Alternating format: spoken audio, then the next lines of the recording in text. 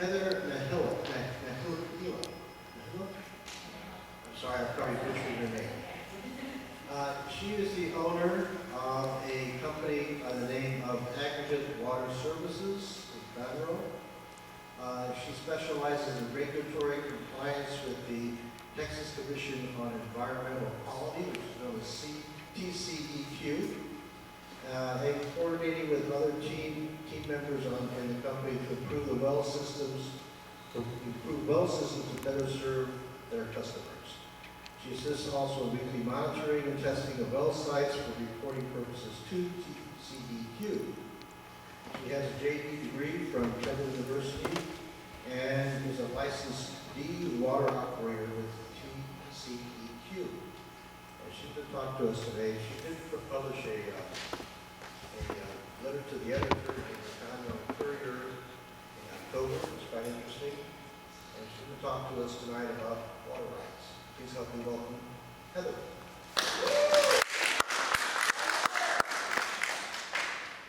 Thank you very much. Can everyone hear me? All right. I'm honored to speak tonight on water rights. And when we get together with our peers in the water business, we can be a very boring group. So I'm going to try not to do that to you tonight. I'm also, I was just reelected as the president of the Independent Water and Sewer Companies in Texas. And that's a group out of Austin. And we meet and review legislature that's going through, and possible legislature. Sometimes it just sits and dies, as we know that happens. But so I travel to Austin several times a year for commitments there. And so it's a wonderful opportunity to speak about something close to my heart. And I appreciate that. Luke said if I give him a thumbs up, maybe he can go to the next slide. That's how high-tech we are tonight. I really appreciate Luke for doing this. Texas is one of those rare states that have a rule of capture law. This basically came from oil and gas rights, where if you have the land, you also have all the way down to those mineral rights. So this is a very tough thing because if I'm sitting on property A and you're sitting on property B and there's one reservoir, we each have to, we're each pumping it, so there can be a fight there. Surface water, on the other hand, belongs to the state of Texas, and it can only be used by the landowner with the state's permission. So that's the difference between groundwater. So the big fight in Texas is over the groundwater. There's lots of types of water organizations in Texas, and I think the one we're most familiar with, we do have the big municipalities locally. I'm thinking of Conroe. We also have the mud districts. Mud districts are able to tax their entities. Special utilities districts don't have that right. Water control improvement districts don't have that right. Investor-owned utilities is what we are. We don't have the right to tax or hike any rates unless we go through a really stack of applications to the Public Utilities Commission. And they have to look through everything. They have to see how much we pay everyone. They have to see how much we have in upkeep and maintenance, our building upkeep, our office supplies, how much we spend on paper. They want to know every nuance about us before they approve our rates. And then that rate is also out there for a period of about 90 days for anyone who is under us. They can oppose that rate. And so if there's enough percentage of those who oppose the rates for us, we have to go to a hearing. We have to fight for it. So we're very modest in our, when we do our rate increases, we haven't had one in 2 or 3 years. Before that it was 10 years. So we're really conservative about that. Whereas you'll see other districts and maybe even other investor-owned utilities raising their rates pretty frequently. River authorities will get into more. There are special water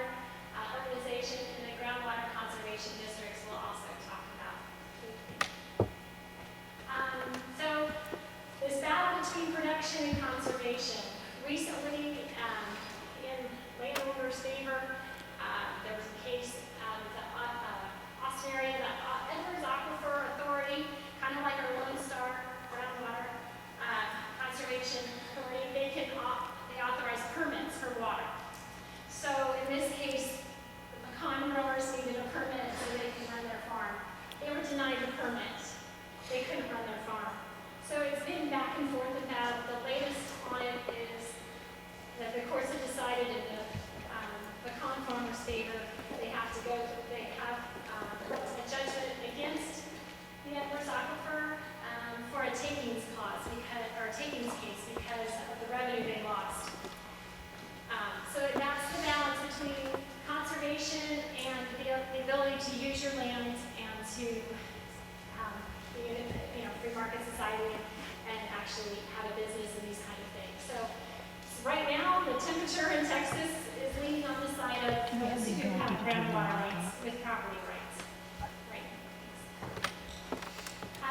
We talked a little bit about the Lone Star Groundwater Conservation District. And this is, if you're not familiar with them, they haven't been around forever. They're authorized by the 77th Texas legislation.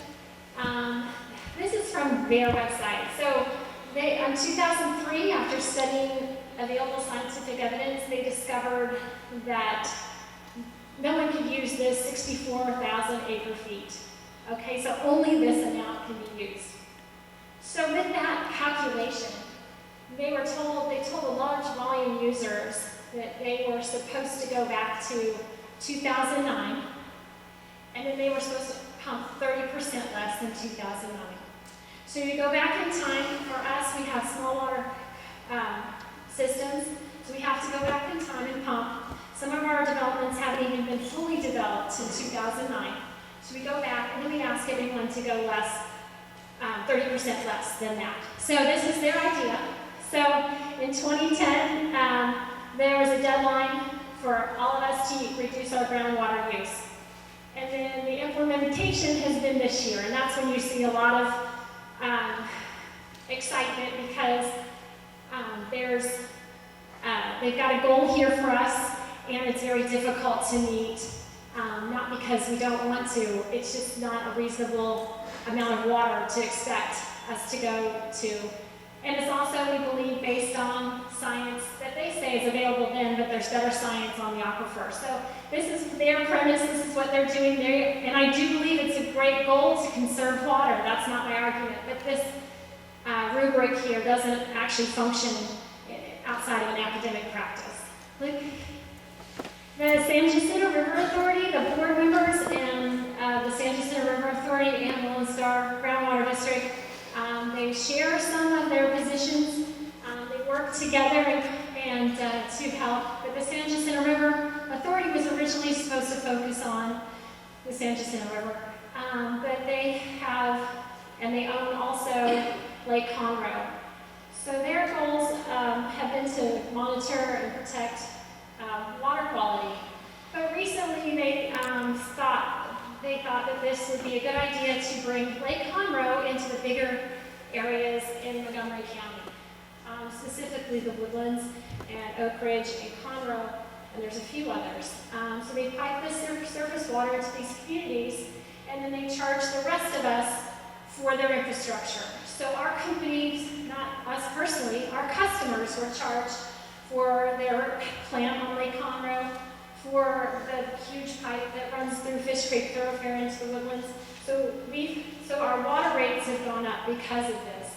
So, and their goal and is good as far as wanting to conserve and preserve the river area, but it's gone into something completely different. And their theory is, well, if we're giving these guys surface water, then you guys get to use your water. And we leave it there for you to use. So it's kind of like, this is good for you guys, but it's a very expensive process. So the other issue with this is the Lone Star Groundwater, like I said, issues well permits to all applicants in Montgomery County. Those who produce over 10 million gallons a year, high volume users, which I've talked about, we're required to go back to pump only 70% of our pumping levels in 2009. However, we know Montgomery County is growing exponentially. So anyone else can go by a different rubric. They don't have to go back to this because they don't have a historical use. They don't have a historical pumping rate of 2009. The other thing that they will do is they permit private well owners, their permits. So we have an area off of 1488, we have a neighborhood there, and some of the land is big enough to drill their own well. So we're limited in what we can pump, but the Lone Star Groundwater District has allowed members of former customers of ours to pump as much water as they want, drill their own well and pump as much as they want. So it decreases our revenue, and also, you know, they don't have this kind of this cap. There's no meter on private wells, and we're not necessarily recommending that, but there's no way to measure how much water the private landowners use. So there's not really an equity on asking us to go back in time and use less, but with everyone else growing, they can use whatever they desire, that they're permitted to use, and even can increase it, and they don't really get much opposition in that. So we have the challenge for us is we have some rural, low-income customers, and they're using less water because of the expense. This is one of our neighborhoods out in Porter. Usually the houses are portable homes, but there's usually one bathroom, 400 square feet. And they only use water for bathing, laundry, cooking, just very basic needs. And so what we have to ask them to do is use 30% less than they used in 2009. It's hard to ask people to bathe less, do less dishes, these kind of things. So it's very, these standards, they're already using the minimum. So to ask them to use less, it's a hardship. The other thing is, this has hit everybody in Montgomery County. The Lone Star Groundwater Conservation District charges 6 cents per thousand. That seems okay. A lot of us who use it, 6 cents doesn't make a difference. The SGRA, however, is $2.32 per 1,000 gallons. It has risen anywhere from 25 cents to 50 cents a year. We've talked and we've been in meetings with the SGRA. They're looking for that to go up to close to $5.50 per 1,000 gallons. And they want, and I've heard them also say that they want the people to think of water like electricity. It should be one of those, it should be on those, the category, that rate category. That's not what we're interested in, and we're not interested in those high water rates for our customers. It doesn't help the rural areas that we serve at all. So, as I said, we traditionally serve rural communities. We have gone out and served those that are in Montgomery and Porter. We have some on 1488 before 1488 exploded. So, in order to go out there and meet these rural needs, we have to invest in the infrastructure. We have to outlay all the money ahead of time. And so then we work on applying for rates and recouping our money. So for example, one of our systems needs a $42,000 ground storage tank. We need to come up with that and put it in, and then show the PUC that we put it in, show them the price tag, the labor, everything, and then we get reimbursed over time with our rates. So investor-owned utilities have a lot of outgo, and then they wait over time to recoup it. But the ability to serve these people in rural areas where the municipalities and others wouldn't come is kind of the pride that we take, and we're able to serve these people. We've seen a loss in revenue from our own businesses and other IOUs in Montgomery County up to 10%, because they're looking at that per 1,000 gallon usage. And so they're like, well, we don't want to pay that, so we're going to use less. Well, that's fine, except for the revenue that we were counting on to recoup our infrastructure and our investments is dwindling. And so, wow, you lost 10%. But when you have to put, when you have to keep pipes and keep people's water on, it's important to have the revenue that TCQ and the PUC allocated to us. This is one of our systems. It doesn't look like any of the systems in the woodlands. It looks like, we got some duct tape and some string. But this is a rural area. This is the one out in Montgomery. This is one of our systems. And they're very modest. They're very humble. There's not, probably not matching paint on any of them. And we run them efficiently. But we run them very low cost for the customer. Our systems are small enough. We only have one part-time operator who visits the system every week, which is required by TCEQ. The other things that happen that we have to deal with is, and specifically this week, we had the dump truck, a garbage truck, run and take a power line and tip it down on top of not our water plant but our water meters, and it was a mess. So we go out and we solve that and we fix that. And we pay for that fix and not charge our customers. So we are out there at least once a week for that system and for those customers.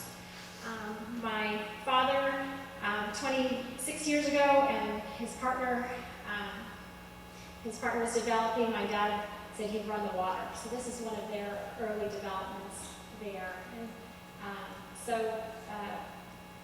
what I'm trying to say is no one else wanted to serve these guys water until my dad and Gary came along. And so that's what we do.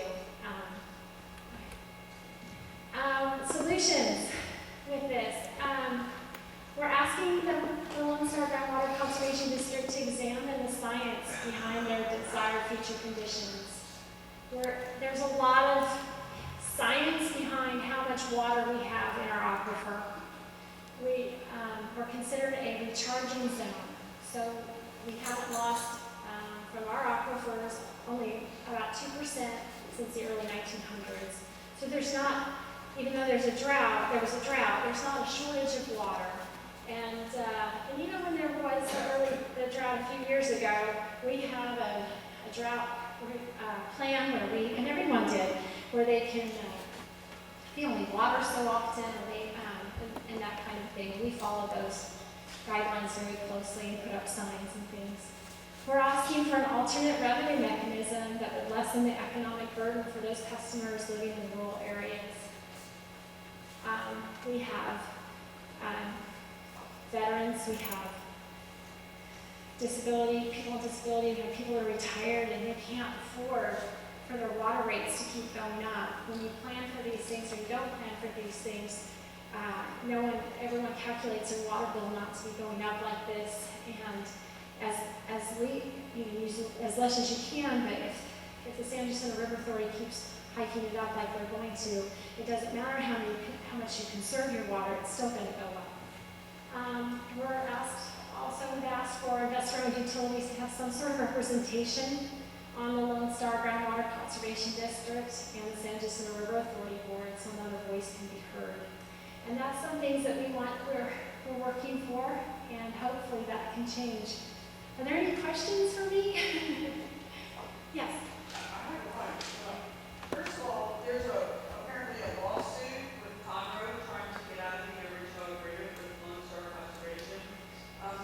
What kind of do you know what kind of a negative impact that would have on all the other people that are forced to pay into this? Are we going to have to double the amount that we're paying if they win this lawsuit? So, and I have to disclose that I'm on also, we have a few companies like myself that are also on the same side of that as Conroe.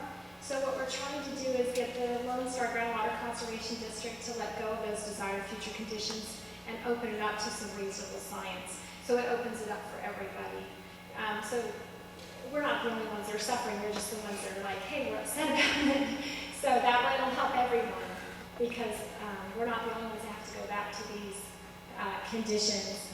Conroe, the city of Conroe, and I can't speak for the mayor, but this is a tough contract for them, and the amount that they have to pay out is very significant. And I think there's a small community up by Lake Conroe. They pay more to the San Jacinto River Authority through fees than they get in revenue, so they're upside down.